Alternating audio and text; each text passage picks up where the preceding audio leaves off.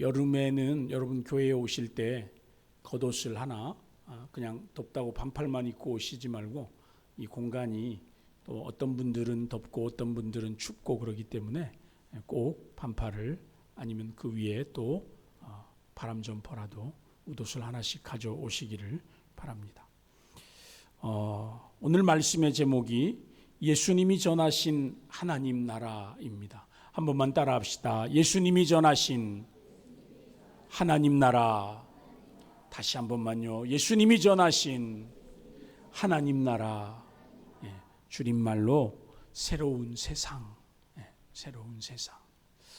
예수님께서 공생애를 시작하시면서 가장 먼저 선포하신 메시지가 바로 오늘 본문 15절에 말씀하고 있는 때가 찼고 하나님 나라가 가까이 왔으니 회개하고 복음을 믿으라 라는 말씀입니다. 여러분 같이 한번 15절 다시 한번 읽어볼까요? 이르시되 때가 찼고 하나님의 나라가 가까이 왔으니 회개하고 복음을 믿으라 하시더라. 아멘. 아멘. 이 말씀은 단순히 한 시대가 왔다 이런 선포가 아닙니다.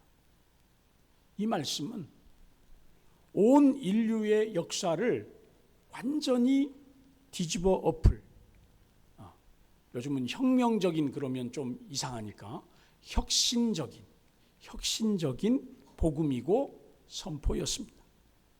당시 메시아를 대망하던 유대인들은 로마의 압제에서 자신들을 해방시켜줄 정치적인 혁명가, 위대한 왕을 기다렸습니다. 그런데 그런 기대보다 그 기대를 훨씬 뛰어넘어 상상도 못할 그런 다른 차원의 나라를 선포하신 분이 누구냐? 바로 예수님이시다. 유대인들은 자기들 해방되고 자기들 잘 살고 자기들 복 받는 것에만 관심이 있었지만 예수님은 지구촌에 사는 모든 나라, 모든 백성, 모든 민족이 새롭게 살아갈 수 있는 하나님의 나라를 선포했다는 겁니다. 그래서 오늘은 예수님께서 이 땅에 오셔서 우리에게 말씀해 주셨던 그 하나님 나라의 의미를 세 가지 정도 나누어서 함께 살펴보려고 합니다. 첫 번째, 오늘 예수님께서 전하신 말씀에 보니까 때가 찼고 그랬어요. 한 번만 따라 합시다. 때가 찼고. 여러분 때가 차면 어디로 가야 합니까? 예? 목욕탕으로 가야 되겠죠? 때가 찼고. 이전에 연제동에 있던 교회는 바로 옆에 목욕탕이 있었습니다. 그래가지고 제가 속으로 그랬죠. 야, 주일날 와서 예배당에서는 심령의 때를 벗기고 오후에는 교인들이 전부 목욕탕 가서 육신의 때를 좀 벗겨야 되겠다. 근데 한 번도 목욕탕 가자는 말을 안 하시더라고요. 여러분, 예수님께서 때가 찼다라고 선언하셨어요. 여기 때라고 하는 말 안에는 두 가지 헬라어가 있어요. 크로노스라는 헬라어가 있고 카이로스라고 하는 헬라어가 있어요. 그냥 시계의 초점이 흘러가는 것은 크로노스예요. 그런데 하나님이 특별하게 세우신 구원의 계획이 시작되고 완성되는 결정적인 그 순간, 그 시간, 그것이 시작되는 그 시간을 뭐라고 해요? 카이로스라고 해요. 단순히 시간이 왔다, 단순히 시간이 다 되었다라는 말이 아니라는 것입니다. 우리 인간의 노력으로는 도저히 도달할 수 없었던 그 구원의 역사가 이루어지는 그 시간, 마치 우리가 기다렸던 그 어떤 시간이 심판의 휩쓸에 의해서 시작되어지는 그 시간, 그 결정적인 하나님이 우리를 구원하시기 위해서 개입하신 그 놀라운 대단한 역사가 시작되는 그 시간을 뭐라고 그런다? 카이로스라고 한다. 그래서 때가 찼다라고 하는 말은 그 때가 이르렀다, 그 때가 시작되었다, 이런 말씀입니다. 하나님의 창조의 섭리를 거슬러서 죄악 가운데 살아가던 인간들이 더 이상 무엇을 기대할 수 없을 만큼, 그들 스스로 자신들의 죄의 문제를 해결할 수 없을 만큼 모든 소망이 고갈된 시대가 바로 오늘 우리가 살고 있는 이 시대입니다. 아니, 2000년 전에 예수님께서 살았던 그 시대도 소망이 없었는데 오늘 2000년 지난 2026년 오늘 이 시대도 우리가 가만히 보니까 소망이 있어요, 없어요? 여러분, 소망이 있어요? 소망이 없어요. 아니, 과학은 발전하고 경제는 발전해서 더 잘 살게 되고 더 풍요롭게 되고 먹을 것도 많고 입을 옷도 많고 쌩쌩 달리는 차도 많고 신기한 것도 많은데, 여러분, 그것이 우리의 참된 소망이, 기쁨이 되지를 못하더라는 거죠. 그래서 이 시대를 뭐라고 그러느냐? 소망이 고갈된 시대다. 희한하죠? 누가 그래요? 뭐 주식은 엄청 올라가고 뭐 코스피는 엄청 올라가는데 내 삶은 어때요? 아무런 변화가 없다고 느껴지는 거예요. 그죠? 혹시 여러분 중에 주식하는 분이 있는지 모르겠지만, 여러분, 다른 사람들은 주식이 많이 올라갔다는데 내가 산 것은 계속 곤두박질 치는 거예요. 희한하죠? 소망이 없어요.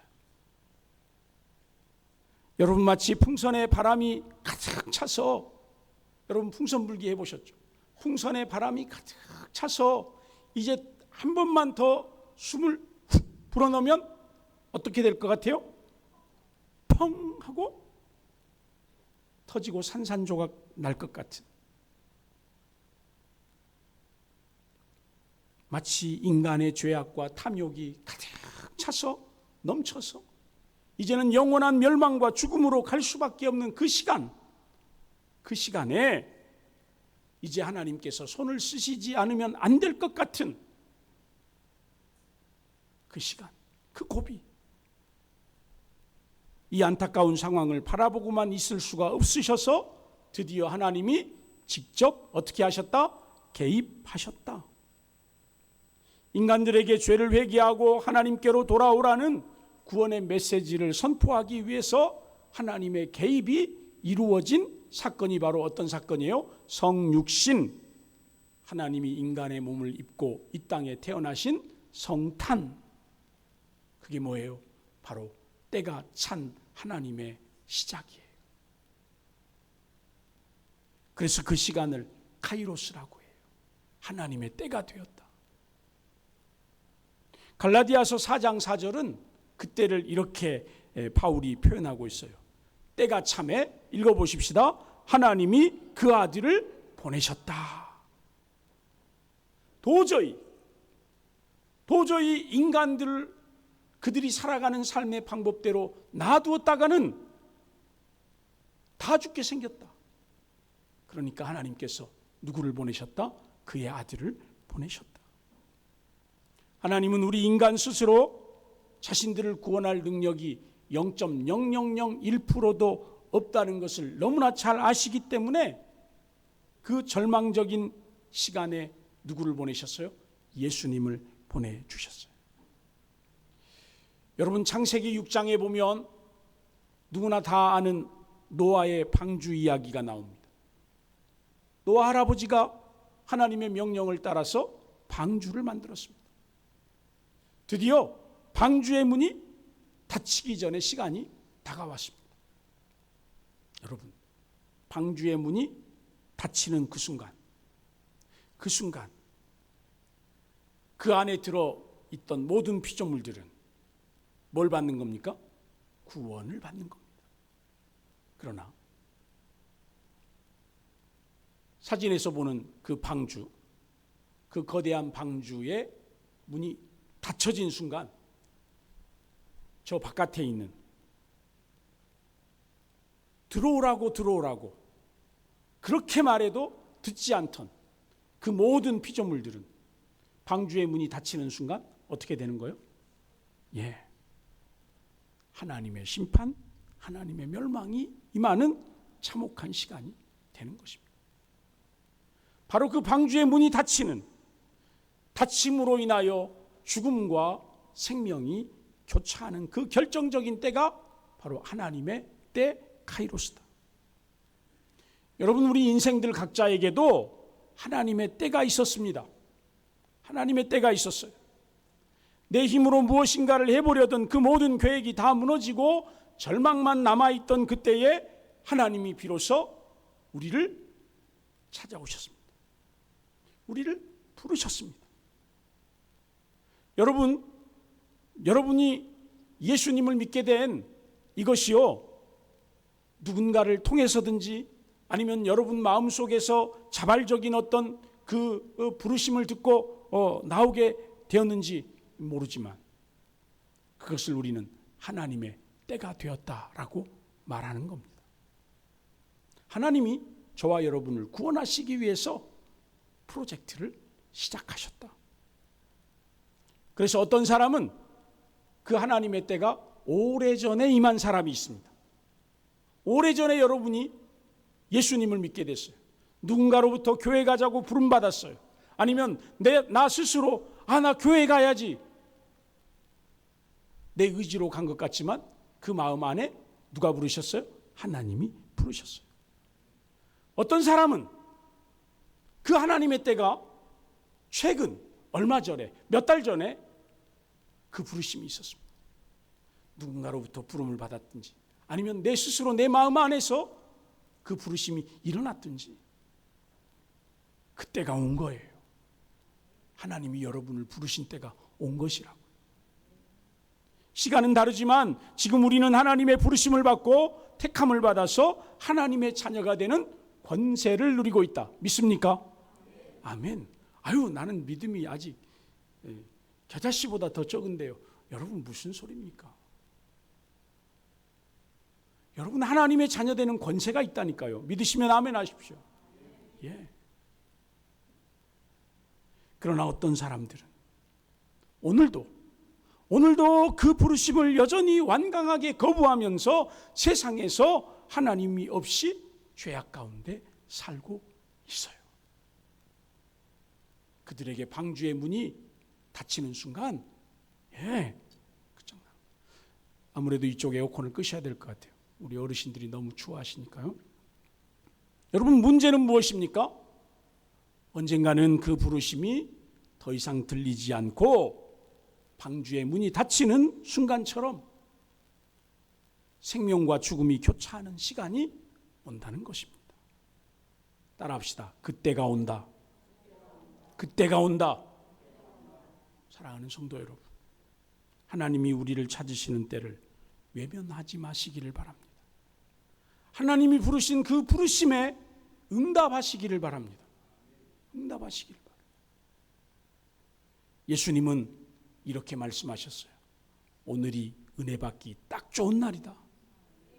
오늘이 구원받기 딱 좋은 날이다. 보라, 지금은 은혜 받을 만한 때요. 보라, 지금은 구원의 때로다. 아멘. 그러니까 여러분, 우리는 세상 어디 나가서 반드시 해야 할 일이 뭔 줄 압니까? 복음을 전하는 거예요. 예수 믿으라고 말하는 거예요. 지금이 당신이 구원받아야 할 그때이기 때문에. 두 번째로, 예수님께서 오늘 말씀 가운데 하나님의 나라가 가까이 왔으니라고 말씀하고 있어요. 한번 따라합시다. 하나님의 나라가 가까이 왔으니. 여러분, 예수님께서 하나님 나라가 저 멀리, 저 미래에 있는 것이 아니라 우리 앞에 가까이 왔다라고 말씀하세요. 그 말씀은 예수님께서 이 땅에 오셔서, 하나님께서 우리를 구원하시기 위하신 그 하나님께서 예수님을 이 땅에 보내심으로 말미암아, 그 예수가 오심으로 말미암아 하나님의 나라를 우리 가운데 물리적으로 침투시켰다. 물리적으로 침투시켰다. 하나님의 나라가 내 삶, 내 바운더리, 내 인생 안에 훅 들어왔다. 침투해버렸다. 여러분, 예수님이 말씀하시는 하나님의 나라는 우리들이 쉽게 생각하는 것처럼 예수 믿으면, 그리고 예수 믿고 죽으면 가는 천국, 천당, 그런 개념만을 하나님 나라라고만 말하지 않습니다. 그럼 여러분 생각에, 아니 그럼 천국이나 천당은 하나님 나라가 아니냐? 아니요. 우리가 죽어서 가는 천국, 천당, 그것도 하나님의 나라입니다. 그런데 천국, 천당, 죽어서 가는 그 하나님의 나라는 거대한 하나님의 나라의 일부분이라는 거예요. 하나님의 나라라고 말씀하는 것은요, 그보다 훨씬 큰 개념이라는 겁니다. 예수님께서 말씀하신 하나님의 나라가 가까이 왔다는 말 속에는 예수님께서 이 땅에 오시면서 하나님의 나라가 이미 시작되었고, 그리고 오늘 우리가 예수 믿고 살고 있는 지금 저와 여러분 안에, 저와 여러분 위에 뭐가 함께하고 있다? 하나님의 나라가 함께하고 있다. 그리고 이 하나님의 나라는 주님이 다시 오실 때까지 어떻게 되고 있다? 완성되어져 가고 있다. 그리고 주님이 오시는 그때가 되면 완전히 하나님의 나라가 완성된다라고 하는 이 개념이라는 겁니다. 예수님께서 이 땅에 오심으로 하나님의 나라가 시작되었습니다. 아멘입니까? 그리고 예수님을 믿고 살아가고 있는 우리가 살고 있는 이 시간이 우리에게는 하나님의 나라 안에 살고 있는 시간이라는 겁니다. 그리고 주님께서 다시 오시면 마침내 하나님의 나라가 온전히 완성되는 겁니다. 그러므로 저와 여러분, 하나님을 나의 창조자로 믿고 예수님을 나의 구원자로 믿는 성도들인 우리가 지금 하나님의 나라 안에서 살아가고 있다는 것이 가장 합당한 설명입니다. 그리고 성령 하나님의 다스림을 받으며 살아가고 있는 성도의 일상의 삶이 바로 하나님 나라 속에 살고 있는 것임을 믿어야 합니다. 그래서 여러분, 우리 같이 한번 이 글을 읽어보십시다. 같이 한번 띄워주시고요. 같이 읽겠습니다. 시작. 나는 지금 하나님 나라 안에서 하나님의 백성으로 살아가고 있다. 한 번 더 시작. 나는 지금 하나님 나라 안에서 하나님의 백성으로 살아가고 있다. 아멘. 그래서 하나님 나라를 살고 있는 내 삶이 조금은 왠지 불안해 보이고, 조금은 왠지 좀 부족해 보여도, 아니 하나님이 보실 때는 내 삶의 어떤 이 모습을 보면 참 못마땅해 여길 수도 있지만, 그래도 나는 하나님 나라 안에 살고 있다. 믿으십니까? 그리고 그 나라는 주님이 다시 오실 그때에 완전히 완성될 것입니다. 그러므로 하나님 나라의 백성에게 하나님의 말씀, 예수님의 말씀은 삶 속에서 지켜야 할 법이 되는 것입니다. 따라합시다. 말씀은 법이다. 말씀은 규칙이다. 다시 한번, 말씀은 생활 양식이다. 예, 그리스도인에게 있어서, 하나님 나라를 살아가는 저와 여러분에게 있어서 하나님의 말씀은 법이 되고 규칙이 되고 생활의 양식이 되는 겁니다. 그래서 오늘 저와 여러분이 처음으로 십계명을 낭독한 이유가, 교독한 이유가 이 말씀과 관련이 있어요. 특별히 우리가 한 주간을 살면서 여러 가지 하나님 말씀이 있지만, 하나님이 너희 이렇게 살아라, 이렇게 살아야 하나님 백성답게 사는 것이다. 아니 구약의 말씀인데요. 아니 그거 구약의 이미 오래된 말씀인데요. 아니요 여러분, 예수님께서는 그 구약의 말씀, 십계명, 하나님이 주셨던 그 말씀을 더 온전하게 하시기 위해서 새로운 계명을 주셨는데, 그 새로운 계명의 요점이 뭐예요? 하나님 사랑, 이웃 사랑이에요. 여러분, 이웃을 사랑하는 사람은 부모를 공경하게 되고요, 이웃을 사랑하는 사람은 남의 것을 도둑질하지 않고요, 이웃을 사랑하는 사람은 가늠하지 않고요, 이웃을 사랑하는 사람은 어떻게 해요? 그 이웃을 사랑하는 삶의 모습이 나타나는 겁니다. 하나님을 사랑하는 사람은요, 1계명부터 4계명까지의 그 말씀대로 살아가는 사람이 진짜 하나님 사랑하는 거예요. 하나님 나라 안에서 살아가고 있는 성도들은 믿음의 공동체인 교회와 성도들의 삶의 현장인 가정과 일터, 학교와 어린이집 속에서 누구의 말씀대로 살아가는 거예요? 하나님 말씀대로 살아가는 거예요. 그것이 바로 하나님 나라가 내 안에, 우리 가정과 공동체 안에, 일터 안에 임한 것입니다. 그래서 여러분 가정은 하나님 나라가 임해 있습니까? 아닙니까? 여러분 가정은 하나님 나라예요? 아니에요? 오늘 아침에 싸우고 온 데는 하나님 나라 아닌 거죠? 여러분, 하나님 나라의 백성으로 살아가는 것은 저 멀리 있는 게 아니에요. 부부끼리 서로 사랑하며 사는 거 하나님 나라예요. 형제간에 자매간에 서로 사랑하면서 사는 거, 사이좋게 사는 거, 그거 하나님 나라인 거예요. 직장에서 직급은 다 달라도, 맡은 일은 다 달라도 서로 협력하는 거, 그거 하나님 나라인 거예요. 서로가 서로를 차별하지 않고 존경하고 우대하는 거, 그거 하나님 나라를 사는 거예요. 저와 여러분이 그 나라의 백성답게 멋지게 사시기를 축복합니다. 마지막으로, 그렇다면 구체적으로 하나님 나라의 백성으로 살아가는 성도의 삶에서 필수 조건이 뭐냐? 같이 한번 읽어볼까요? 회개하고 복음을 믿으라. 자, 목소리를 입을 열어서 내 입을 넓게 열어라. 시작. 같이 한번 읽어봅시다. 회개하고 복음을 믿으라. 아멘. 사랑하는 여러분, 하나님 나라는 우리가 원하든 원하지 않든 이미 그 나라가 선포되었습니다. 시작되었습니다. 그리고 어느 때에는 완전히 완성될 것입니다. 그러면 방주의 문이 열렸을 때는 누구든지 그 방주 안으로 들어갈 수 있지만, 방주의 문이 닫히는 순간이 닥쳐오면, 그래요? 어때요? 더 이상 문을 두드려도, 뒹굴고 땅을 치고 때를 써도, 우리 혜든이가 막 이거 안 된다고 막 빨리 해달라고 막 울며 불며 막 할머니 바지가랑이를 잡고 막 그래도 소용이 없을 때가 있다 없다? 있다. 문 닫히면 더 이상 열리지 않는다.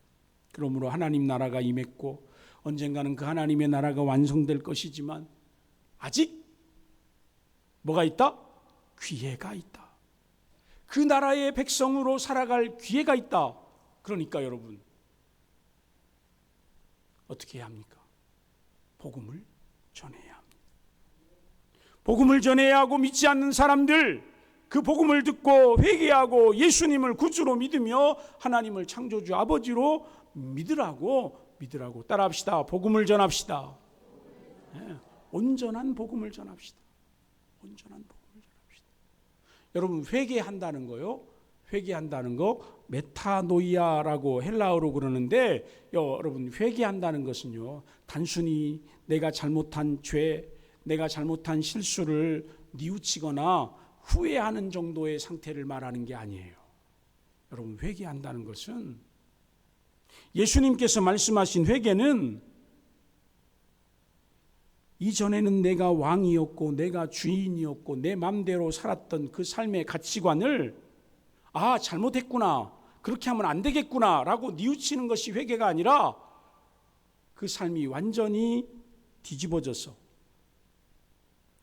나는 더 이상 내 삶의 주인이 아니라 내 삶의 주인은 오직 예수님이시며 내 삶의 왕은 오직 예수님이시라는 선언과 함께 내 가치관의 대전환, 그것이 이루어지는 거예요.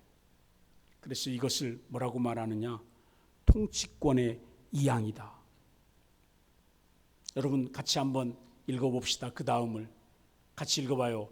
회개, 그 다음요. 그 다음 같이 읽어요. 시작. 회개는 통치권의 이양이고 가치관의 대전환이고 삶의 대전환이다. 여러분, 회개는 그냥 뉘우치는 게 아니고 완전히 돌아서는 거예요. 그리고 무엇을 선포하는 거냐? 내 삶의 중심에 주인의 자리, 왕의 자리를 바꾸는 거예요. 그래서 사도 바울이 이렇게 말했죠. 나는 죽고 이제부터 누가 내 안에 산다? 예수가 내 안에 산다. 여러분, 예수가 여러분 안에 사는 삶, 예수님이 여러분 안에 사는 삶, 변화가 있을까요, 없을까요? 예수님이 여러분의 주인으로 사는 삶, 변화가 있을까요, 없을까요? 있어요, 없어요?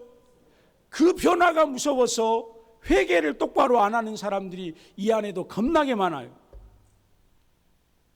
아니, 예수님이 나의 왕인 것도 알고 내가 주인인 것도 알지만 난 그 자리를 예수님께 내놓을 수는 없어. 그러면 내 삶이 그 모양 그 꼴인 거죠.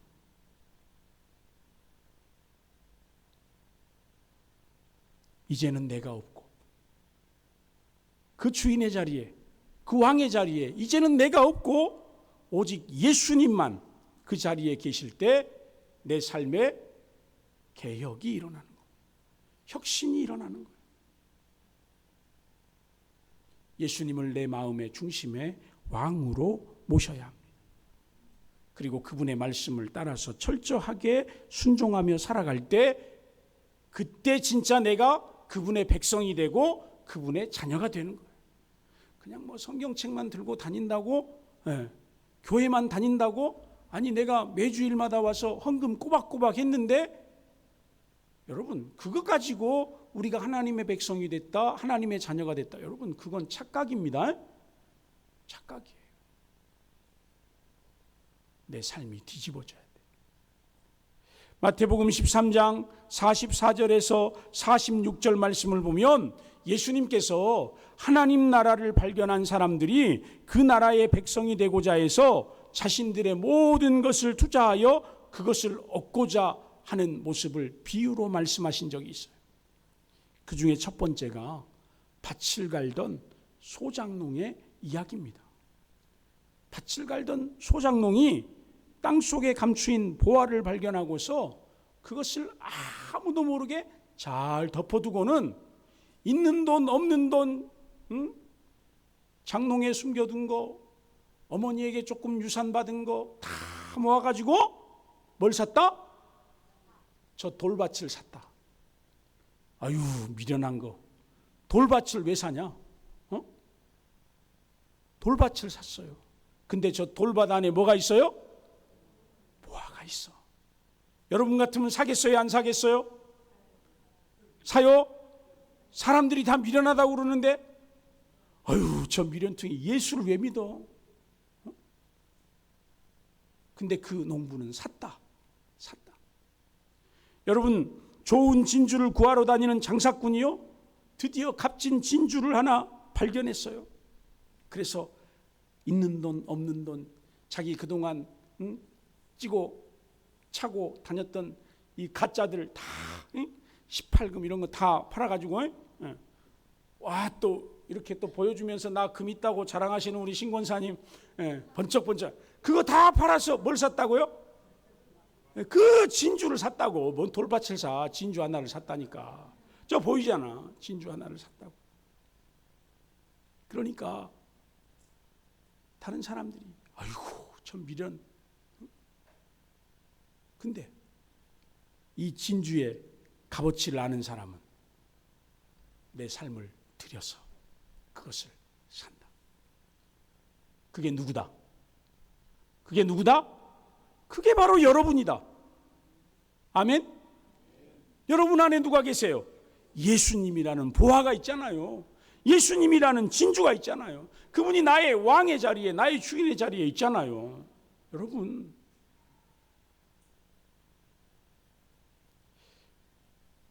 제 친구 목사님 교회에 그 조경하시는 분이 있대요.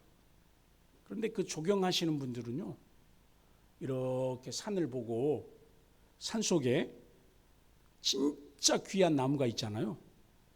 그러면 그 나무를 저에게 파세요 이렇게 말 안 한대요. 그 나무를 저에게 파세요 그러는 순간 그 주인도 아, 저 나무가 비싸구나 안다는 거죠. 그래서 그 조경업자는요, 산 하나를 산대요. 그냥 주라는 대로 산대요. 그리고는 나중에 그 나무를 그 산보다 더 귀한 값에, 더 많은 값에 파는 거죠. 그러면 나무도 사고 땅도 사고 그러는 거죠. 저와 여러분, 예수 그리스도가 진짜 보물이고 진짜 값진 진주라고 하면 여러분 사야 되겠어요? 안 사야 되겠어요? 사야 돼. 산 사람이 있어. 누가복음 19장에 보면 우리가 잘 아는 여리고의 세리장이었던 삭개오가 나오잖아요. 예수님을 자신의 집으로 모셔드렸습니다. 여러분, 삭개오가 예수님을 자신의 집으로 모셔드렸다라고 하는 이 속에는 여러 가지 의미가 담겨 있는데 그 첫 번째가 뭐냐? 삭개오가 자신의 집으로 예수님을 모셔드렸다는 것은 그냥 자신의 집으로 예수님을 초대한 게 아니라, 따라합시다, 그의 심령 안에 예수님을 구주로 영접했다. 예, 그냥 집으로 예수님을 초대한 게 아니에요. 이미 그 마음 가운데 예수님을 구주로 영접했다는 거예요. 예수님이 전하신 복음을 듣고 믿었다는 겁니다. 지금까지 자신이 자신의 주인이었어요. 자신의 생각, 자신의 계획, 욕망대로 살았습니다. 그러나 이제는 그 모든 것들을 배설물로 여기고 오직 예수님을 나의 주인, 나의 왕으로 모시게 살겠다라고 다짐하면서 예수님을 우리 집에 초대하는 거예요. 그러니까 여러분도 예수님을 여러분 집에 초대한다. 여러분, 그거 쉬운 결단이 아니죠. 두 번째로, 그가 예수님 앞에서, 사람들 앞에서 오늘 당장 자신의 재산 중에 절반을 가난한 사람들에게 나누어 주겠다라고 선언했잖아요. 그 선언한 것은 지금까지 자신이 보물처럼 우상처럼 여겨서 빡빡 긁어 모았던 그 모든 물질, 그 재물의 주인이 더 이상 나 자신이 아니라 누가 주인이시다? 하나님이 주인이시고 예수님이 주인이시기 때문에 그분이 원하시는 대로 그것을 그분의 뜻대로 사용하겠다라고 하는 선언이죠. 선언. 혹시 자신이 소유한 재산 중에 남에게 강제로 빼앗은 것이 있다면 4배를 돌려서 갚아주겠다, 이렇게 말합니다. 여러분, 그것은 단순히 선언이 아니에요. 어떤 의미냐? 따라합시다. 온전한 회개. 온전한 회개가 있었던 겁니다. 단순히 회개했다는 것에 멈추지 않고 하나님 말씀대로, 예수님 말씀대로 나 하나님 나라의 백성답게 살아가겠습니다라고 하는 선언이고 개혁이고 혁신인 거예요. 사랑하는 여러분, 복음을 들었습니까? 말씀을 들었습니까? 그렇다고 하면 내 삶의 전 인격적인 변화가 일어나야 되는 것이죠. 그래서 누가복음 19장 9절에 예수님께서 이렇게 말씀하시죠. 같이 한번 읽읍시다. 예수께서 이르시되 오늘 구원이 이 집에 이르렀으니 이 사람도 아브라함의 자손이미로다. 여러분, 이 말씀을 바꾸어서 말씀드리면 이런 의미입니다. 오늘 삭개오와 이 집에 하나님 나라가 임하였다. 이제 삭개오는 하나님 나라의 백성이다. 택하신 족속이다. 거룩한 나라다. 왕 같은 제사장이다라고 예수님께서 선포하시고 확증하는 거예요. 이 놀라운 선포가 삭개오에게만 있는 게 아니라 저와 여러분에게도 있는 줄 믿습니다. 그렇습니다, 여러분. 우리가 하나님을 믿습니다. 예수님을 믿습니다. 우리 안에 하나님의 나라가 들어왔습니다. 내 삶에, 우리 가정 안에 나의 생각, 나의 고집, 나의 자존심, 나의 세상적인 계획 다 내려놓고 이제는 하나님이 정하신 심판과 멸망, 구원의 때를 기다리면서 하나님의 나라가 완전히 이루어지길 그날을 고대하면서 그분의 통치 안에서 기쁘게 살아가는 것, 그것이 성도의 삶이고 그리스도인의 삶입니다. 그러므로 우리는 우리 가정 안에서, 직장 안에서 이렇게 선포해야 합니다. 하나님, 이곳이 주님의 다스림을 받는 나라가 되기를 원합니다.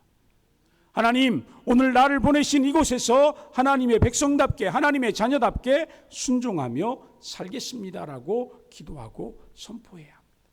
그것이 하나님 나라의 백성으로 사는 삶입니다. 사랑하는 성도 여러분, 하나님 나라의 백성으로 살기가 쉽습니까? 어렵습니까? 절대로 어렵지 않습니다. 절대로 어렵지 않아요. 선포하십시오. 선포에서부터 역사가 일어납니다. 이 귀한 말씀이 한 주간 여러분의 삶 가운데 삶의 의미를 주고 목적을 새롭게 하시는 능력의 말씀이 될 수 있기를 예수님의 이름으로 축원합니다. 함께 우리